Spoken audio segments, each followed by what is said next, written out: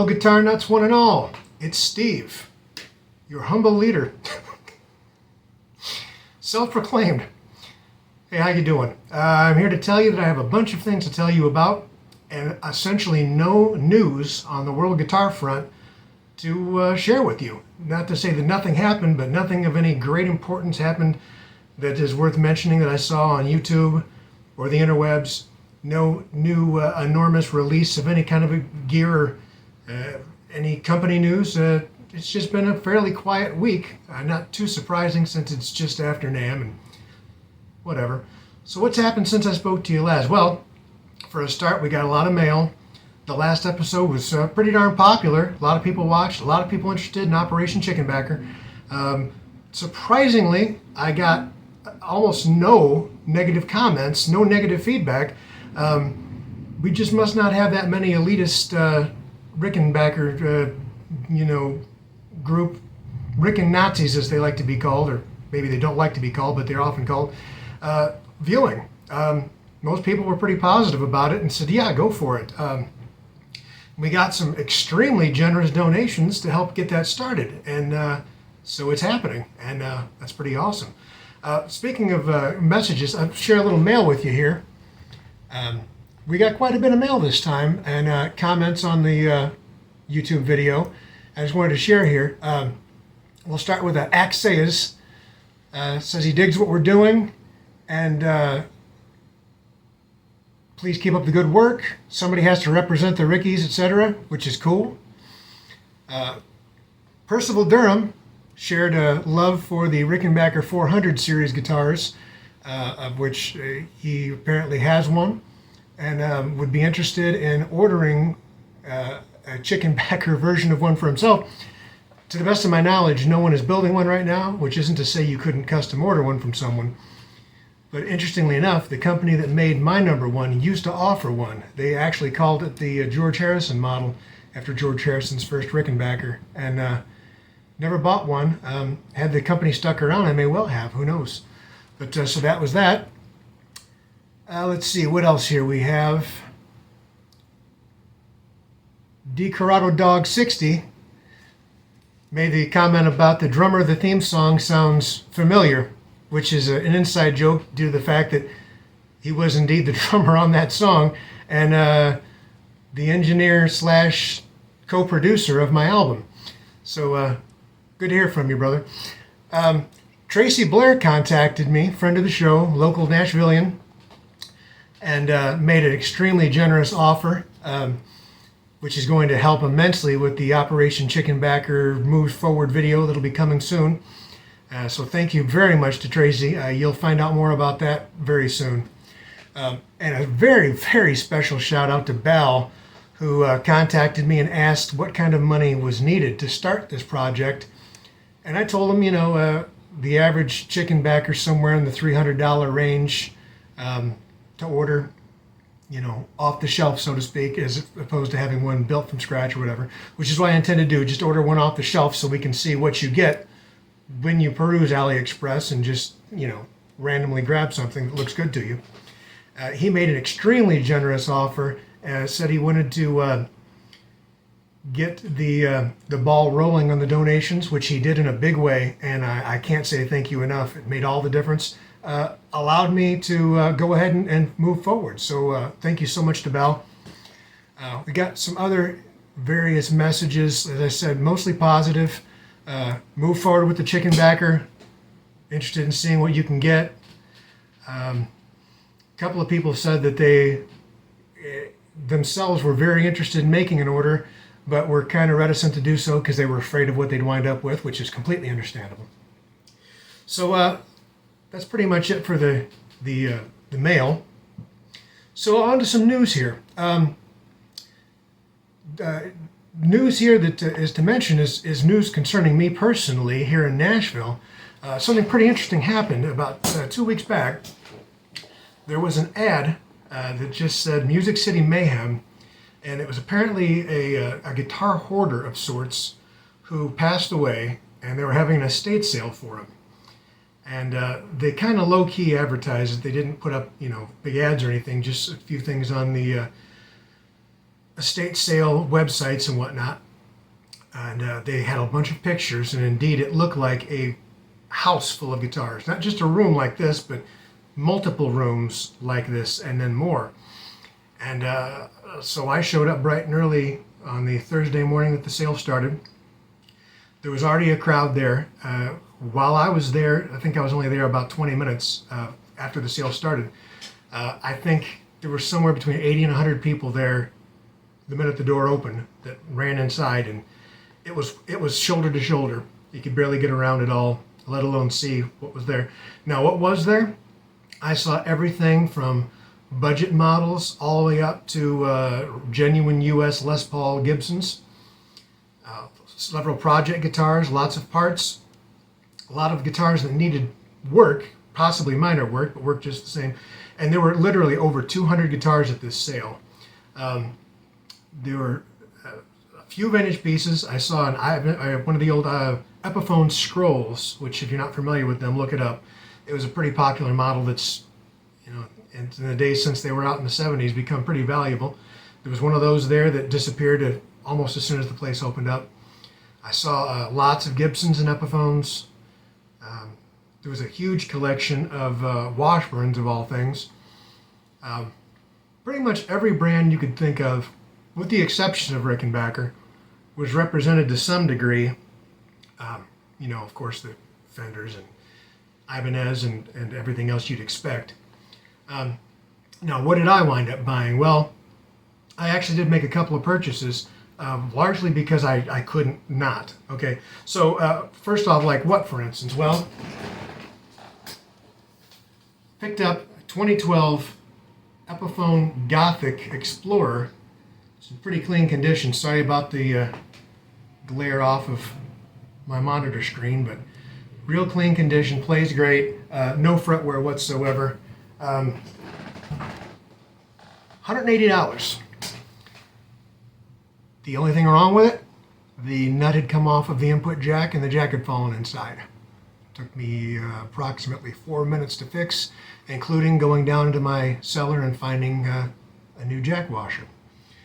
Interestingly enough, right next to that guitar was a matching Epiphone Flying V Gothic that they had priced at $450. There was literally no rhyme or reason to the pricing at this sale. The organizers had very little idea of what they were doing. I don't think they cared that much. They just wanted to get rid of the stuff, and so prices were all over the board. But in case you're curious, what else did he buy? He said he bought a few things, right? Well, the other two items I bought were actually things that everyone else walked right past and showed no interest in whatsoever. One of which is this magenta 1983 BC Rich NJ Series Mockingbird. Beautiful guitar. It had no springs in the trem block, and it was just kind of sitting there filthy. I bought it, I said 1983, it still has the sticker on the headstock with the serial number, which indicates the year it was made. $75. Brought it home, put some springs in the vibrato block, cleaned it up, plays great, could use a new nut, which I will have done. But apart from that, not a darn thing wrong with it. Best $75 I've spent in a long time. I'm a big fan of the older BC Rich guitars, especially the Americans, of course, but those have gotten extremely salty. Speaking of BC Rich, across the room from that Mockingbird was this Snakeskin Gunslinger. Platinum Series. Got a locking tremolo / vibrato system. No locking nut. I mean, it's there, but it doesn't have the little inserts, which is fine because I don't use vibratos. So what did I do? I brought it home and loaded it up with springs, locked it down, tuned it up. It's an amazing playing guitar. What does it need? Well, it needs some rewiring and it needs some knobs. And that's about it. Now I could go ahead and get the parts. Actually, I think I have the parts for the lock nut, but I don't use vibratos, and frankly, it doesn't need it. If you're going to use it as a hardtail, it is what it is. Amazing guitar. Oh, did I mention $50? Yeah, it was quite a day. To say I was psyched is putting it mildly.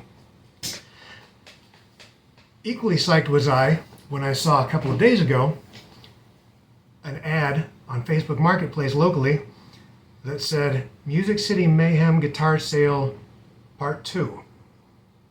Yeah. Turns out the gentleman in question who passed had another 200 plus guitars in storage, along with his amps, his parts collection, and his effects, all of which they have moved to the house, and they're doing it again. Am I attending? Yes, I am. Will I probably buy some things? Yes, I probably will. I'm certainly going to make sure to have some cash on hand, and my credit card as well, just in case. So that's pretty exciting, and of course, I'll let you know how it is, because this one was more well advertised. I have a sneaking suspicion it's going to be even more highly attended. So who knows if I'll even get in. Where there's a will, there's a way, right? But I'm going to give it a shot. But I have a feeling it's going to be wall-to-wall people above and beyond what it ever was before. So it is what it is. Let's see, what else did I want to tell you about? Oh, apart from times in the future when I may decide to make an episode or a short on my phone from the field, as I've done before on the job or whatever. This should hopefully be the last episode in which the audio is coming off of my phone. I'll still be using the phone for video, but I'm upgrading the sound because so many people have asked, in some cases made not so nice suggestions. It is what it is. The show's free. But I made some investments. In case you're wondering where all this money comes from, I no longer have any funds left from the sale of my Rickenbacker 370 12-string, but it's all right. It's all money well invested. I bought these project guitars. I made an order, which I'm going to tell you about shortly, and I bought a few things for this show. First, I picked up this interesting little unit by a company called Maono, M-A-O-N-O. It's a little mixer made specifically for podcasting and or YouTube videoing. It'll allow me to hook in a microphone, and 2 microphones in fact, as well as a couple of telephones, cell phones, if I wanted to have live interviews or something of that nature on here. It has some canned sound effects, which I'll probably use to the point where you're completely sick of them, just because I can. A way to blend in music without having to do any overdubbing of sorts, to be able to do everything live on the fly. I've tried it out. It looks like it's going to work well, and hopefully I'll have this and the nice microphone hooked up. A little thunder, sorry about that. Starting in the next episode. Also, I'm going to be doing some more reviews of guitars in the future, as well as other gear, and I want those to sound good as well. So I picked up a Strymon Iridium. This is an amp in a box, complete with cab simulation. I should be able to plug a guitar directly into this and then directly into my interface, and you'll actually be able to hear decent quality demos of guitars as I'm playing them. So these items are cool. They're not cheap, but got this secondhand, which helped a heck of a lot. So the sound quality should improve. Video quality, I'm going to continue to use the phone because frankly, this phone has better resolution than any camera that I own. So until I'm shown a better way, I'm going to continue using this phone for these videos. I might get some lighting of some sort to help, kill the shadows and whatever else, but that is what it is. Okay, so onward to the big question at hand. What's going on with this Operation Chickenbacker? Well, for a start, I made an order from China, and it already showed up. Let me share it with you here. It's a Paul Weller Liechtenstein Rickenbacker pillowcase, $4.95. Yeah, silly, right? But it's cool. I had to have it.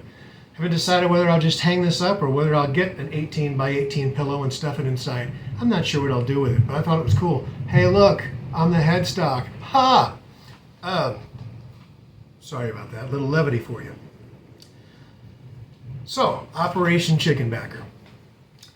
As I had mentioned in the last episode, I had some criteria. One, I wanted to order a model that wasn't currently available from Rickenbacker themselves. I don't want to be stepping on a bunch of toes from a legal and ethical standpoint, which to some degree can't be avoided when you're talking about Chinese knockoff. But I'm not going to order a model that's available from Rickenbacker now, and I'm not going to have Rickenbacker on the headstock or indeed anywhere on the instrument. I'm going to have a blank truss rod cover, and that's that. And in case you're curious, I've decided that in order to satisfy my need to get something that's not currently available, I've decided I'm going to order a model 360F, which, if you're not familiar with that model, it's a full body like a big Gretsch or a big Gibson. I'll put up a picture of it here. Hopefully that worked. They were from the late 50s, and I found a seller on AliExpress who's offering this knockoff. Looks at least fairly similar, and the price is right, and I'm going to order it. In fact, truth be told, I put in the order already, and we're going to see exactly what we get. I'm going to take it out of the box for the first time with you folks on the next episode, and we're going to go over with a fine-tooth comb and see, did I waste, yikes, summer storm, did I waste $300, or did I buy something that's totally worthwhile? Does it need a lot of work? When it's finished and playable, what will it have cost me, and will it have been worth it? Will it have been worthwhile? We'll find out. So stay tuned. I'm looking forward to it. It's supposedly going to be here soon. They're not talking about 3 to 6 months. They're claiming that they can have it here within a month. I don't know how that's possible with supply chain issues being what they are, unless they already have them here somewhere in a warehouse and they're not disclosing that. I don't know, but this is what they're saying, so I'm taking them at their word. We'll see what happens, and you'll be able to find out what's going on with that as well. Similarly, another piece of mail that I forgot to mention. Someone made the suggestion, and this particular someone also made a financial contribution and asked to remain anonymous, which they have their reasons, and I'd respect that. I appreciate the donation. And said, yeah, by all means do the Chickenbacker thing, but I had mentioned in the last episode that supposedly the quality of the Chibson Chinese Les Paul knockoffs has gotten really, really high. At least that's what I hear, but I couldn't confirm or deny. This particular viewer said, why don't you at some point also get around to ordering one of these Chibson Les Pauls? Actually find a builder who will build one to your specs, and see what you get. Because supposedly you can order one to your specs for little or no more money than off the shelf, so to speak. Yikes. Let there be lightning. So he made the suggestion and made a generous donation, as I said order a Chibson Les Paul, bring it in, do a full review, and let us know what you wind up with, because we're interested, and this particular viewer is especially interested because he's thinking of buying one himself. He'd rather I take the step first and see what happens. And he thought it'd make for good content, something you'll all be interested in viewing. And I said, okay. So, truth be told, that order's been placed as well. And I'm not going to say much more about that, but in a future episode, we're going to get that. I have no idea how long that's going to take, but we're going to get that, and we're going to examine it and see what we wind up with. So, should make for some good viewing. So that's basically all that I have to tell you about Operation Chickenbacker to go.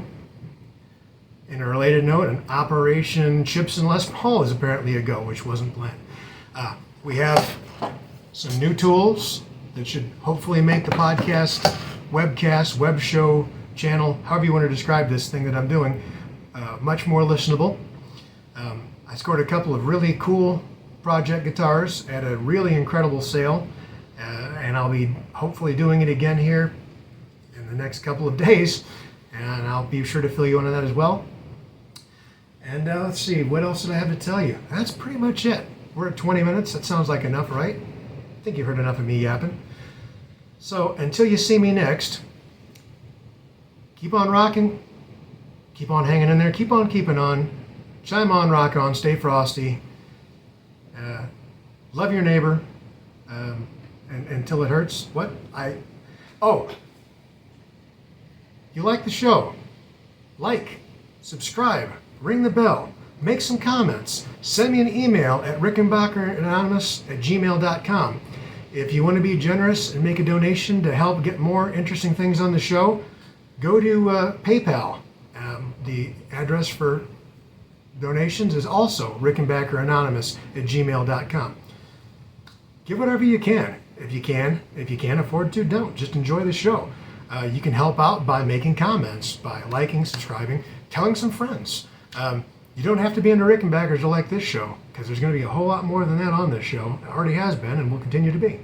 So anyway, enough of that. Till next time, stay cool. I'll talk to you hopefully in about a week. All right? Out.